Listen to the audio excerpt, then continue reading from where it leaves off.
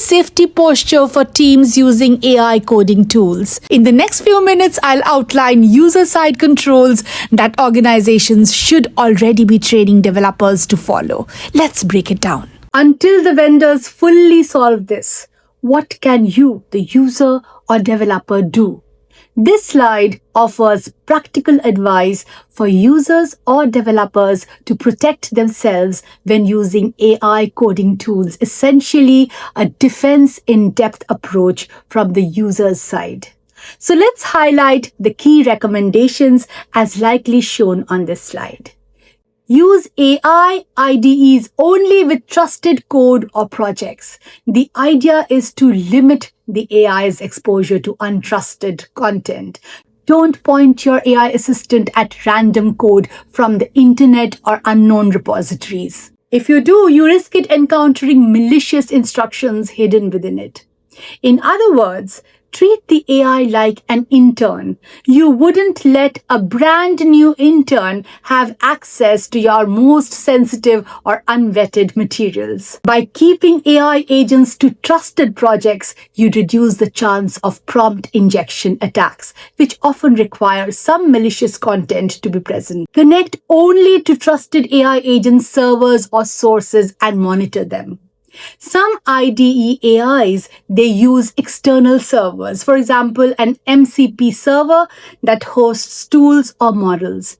The advice is to only use those if you trust them and keep an eye on them. If an AI plugin connects to a server for extra functionality, ensure that server is secure and hasn't been compromised. Even a previously safe server could get attacked, turning it malicious. Also, understand what your AI tools are doing. For example, if your AI is allowed to fetch data from URLs, realize that an attacker might try to lure it to fetch from a malicious URL. Manually review external sources or content you add.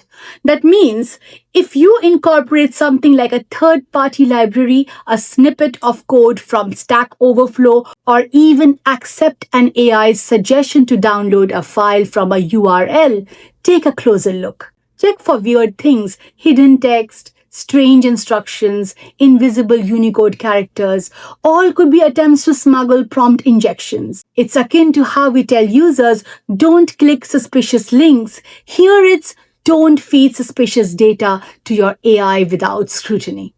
Enable human in the loop, HITL, wherever possible. Many AI tools have settings to require confirmation before executing an action, like running code or overwriting a file.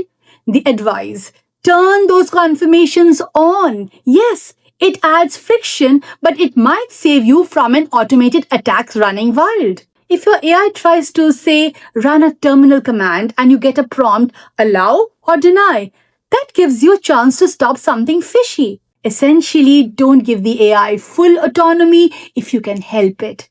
Always keep yourself in the loop, especially for destructive actions. In essence, treat AI assistants with healthy skepticism. They are powerful, but as we have seen, they can be tricked. From a defensive stance, this is like personal security hygiene for using AI in coding. Let me put it in a real-world analogy.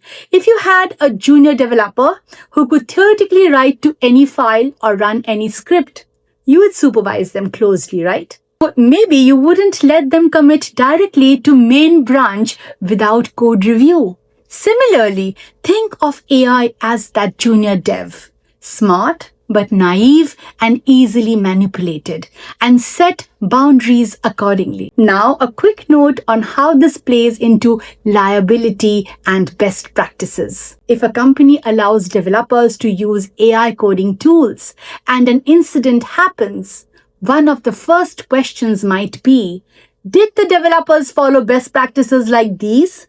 If not, maybe the blame is partially on the user organization for not training or warning their staff.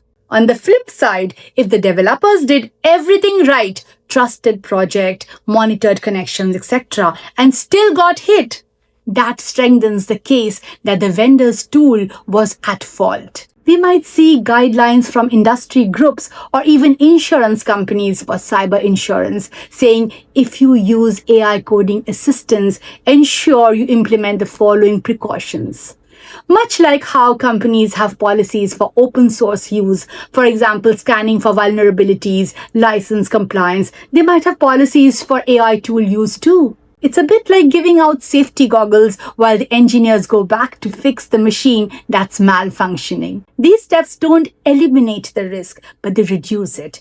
To conclude this slide, as a user or developer, stay vigilant. Your mindset should be AI is helpful, but it's not fully under your control. Double check what it's doing. By layering these defenses, you buy time and safety while the industry addresses the root issues. And that brings us to the final part. What the builders of these tools should do, which is arguably the most important fix.